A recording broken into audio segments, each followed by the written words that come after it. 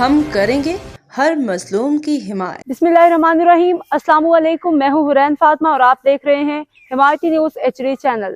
نظر ڈالتے ہیں آج کی اہم خبروں پر۔ روزنامہ Himayati news report Faheem Ahmed Arain. Steel town police کی سرپرستی میں غیر قانونی سرگرمیوں کا بازار گرم، ریتی بجری چوری، ڈیزل پیٹرول سمگلنگ اور منشیات کی آزادانہ فروخت کا انکشاف۔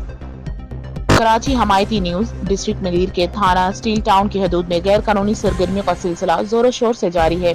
ذرائع کے مطابق گھگر پھاٹک چوکی انچارج شاہ نواز عرف کمانڈو پر ریتی بجری چوری، گٹکا ماوا اور چھالے کی سمگلنگ اور ایرانی ڈیزل اور پیٹرول کے غیر قانونی کاروبار میں مبینہ سرپرستی کے سنگین الزامات سامنے آئے ہیں۔ عینی شاہدین اور مقامی ذرائع کے مطابق چوکی انچارج شاہ نواز عرف کمانڈو نے گھگر پھاٹک کے گرد و نواح میں ریتی بجری چوروں کو نہ صرف کھلی چھوٹ دے رکھی ہے بلکہ باقاعدہ موکل سسٹم کے تحت بھاری نذرانے کے عوض انہیں تحفظ فراہم کیا جا رہا ہے۔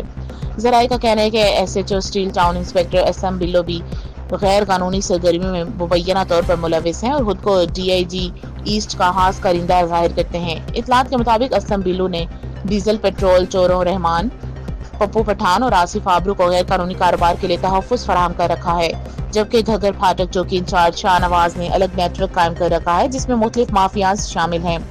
مزید تفصیلات کے مطابق گلستان فیصل مکہ جدہ شارجہ ہوٹل کے قریب غیر قانونی ڈیزل پیٹرول کا جمپنگ پوائنٹ قائم ہے، جہاں مبینہ طور پر چاچا بھٹا نے سرمایہ کاری کی ہے، تاہم پورا نظام رحمان اور اس کا بیٹا ذیشان چلا رہے ہیں۔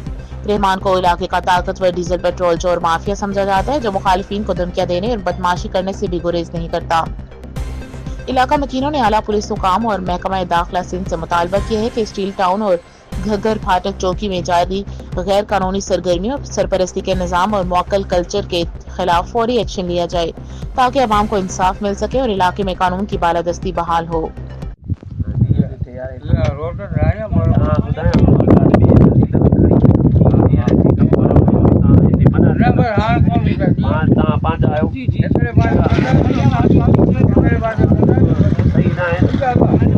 اب تک کے لیے اتنا ہی۔ مزید خبروں اور اپڈیٹ سے باخبر رہنے کے لیے دیکھتے رہیں حمایتی نیوز HD چینل۔